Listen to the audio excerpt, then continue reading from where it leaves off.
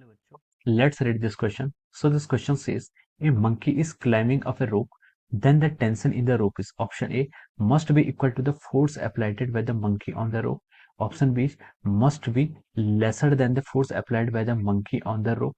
And option C is must be greater than that of the force applied by the monkey on the rope. And option D is may be equal to or less than or greater than the force applied by the monkey on the rope. Okay. तो चलिए बच्चों अब हम इस question को start करते हैं। तो देखिए बच्चों इस क्वेश्चन का आप की कॉन्सेप्ट लिख सकते हैं।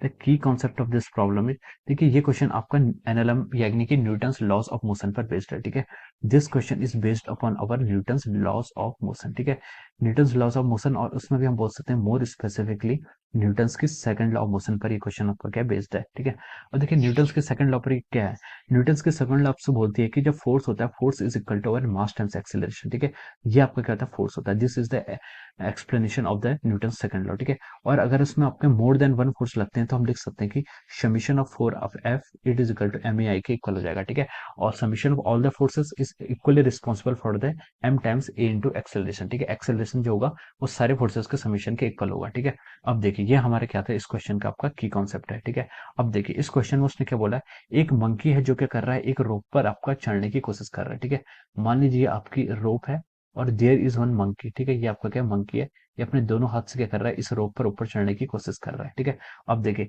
यहाँ पर आपके कौन कौन से फोर्सेस लग रहे हैं। ठीक है, एक तो देखिए मंकी का खुद का वेट होगा जो आपके डाउनवर्ड डायरेक्शन में है, हमने एम मास का मंकी मान रखा है, उसका मास कितना एम है। ठीक है, और इस रोप पर चढ़ रहा है तो रोप पर क्या लगेगा, टेंशन लगेगा। ठीक है, अब देखिए अगर मंकी हो सकता है मंकी का जो मोशन है वो एक्सेलरेटेड मोशन हो। ठीक है, तो हम लिख सकते हैं कि यहाँ पर एक एक्सेलरेशन भी लगेगा जिसको हमने एम ए बोल दिया। ठीक है, there is an acceleration in the upward direction. ठीक है, अब हमने यहाँ पर इसको ऐसे बैलेंस कर दिया। अब देखिए अब हम यहाँ से उसको सॉल्व करते हैं, इस इक्वेशन को लिखते हैं।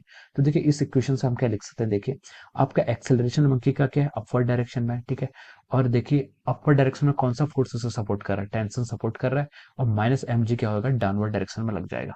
ठीक है, अब देखिए तो हम यहाँ से क्या लिख सकते हैं, जो आपका टेंशन आ रहा है, tension is coming out to be equal to M A vector plus of और एम जी, जी भी आपका वेक्टर होता है। ठीक है, तो हम यहाँ से लिख रहे हैं टेंशन किसके इक्वल आ गया आपका, एम टाइम्स ए प्लस जी। हम सिर्फ मैग्नीट्यूड की बात कर रहे हैं। ठीक है, टेंशन कितना आ गया आपका, एम टाइम्स ए प्लस जी। ओके, अब देखिए हमसे उसने यही पूछा था कि टेंशन इन द रोप किसके इक्वल होगी। ठीक है, तो देखिए जो टेंशन है, टेंशन किसके इक्वल हो रही है, tension is coming out to be equal to the mass times acceleration, यानी कि जो मंकी फोर्स लगा रहा है प्लस उसका जो वेट है। ठीक है, तो वेट प्लस फोर्स, जो वेट है वो भी एक फोर्स ही है, और एम ए के एक्सेलरेशन, जिस एक्सेलरेशन से वो मूव कर रहा है। ठीक है, तो हम लिख सकते हैं कि यहाँ पर जो भी आपकी टेंशन है it is coming out to be equal to the force applied by the monkey on the rope. ठीक है, मंकी रोप पर जितना भी फोर्स लगा रहा है ये उसके इक्वल आ जाएगा। ठीक है, अगर देखिए मंकी क्या कर रहा है, कांस्टेंट वेलोसिटी से मूव करेगा, फिर आपकी टेंशन क्या होगी, एम जी की इक्वल होगी, which is equal to the weight of the monkey. ठीक है, अगर एक्सेलरेशन ही नहीं होगा तो हम बोल देंगे कि यहाँ पर जो टेंशन लग रही है वो मंकी के वेट के इक्वल लग रही है। ठीक है, और अगर हम बोलें कि यहाँ पर एक्सेलरेशन है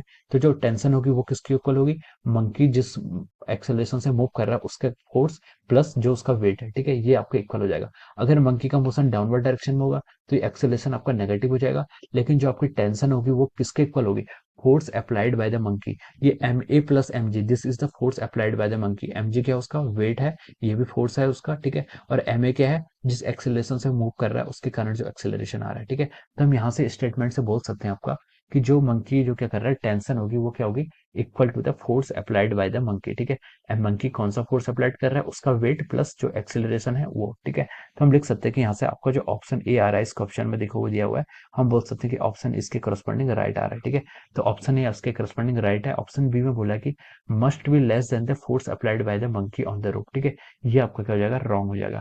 ऑप्शन सी में क्या बोला उसने, must be greater than the force applied by the monkey on the रोप, ये भी रॉन्ग हो जाएगा। ऑप्शन डी में बोला कि may be equal, may be less और ग्रेटर देन द फोर्स। ठीक है, तो ये भी आपका रॉन्ग हो जाएगा। तो हम बोल सकते हैं यहाँ से जो आपका ऑप्शन ए है, ठीक है, option A is the correct answer. ठीक है, हम लिख सकते हैं क्या, option A is correct answer of this question. Okay, so option A will be the right answer of this question. So I hope you all understood this concept. ठीक है, यहाँ पर आपका एक्सेलेशन जीरो था तभी केस मान है। ठीक है, so I hope you all understood this concept. All the best and thank you so much.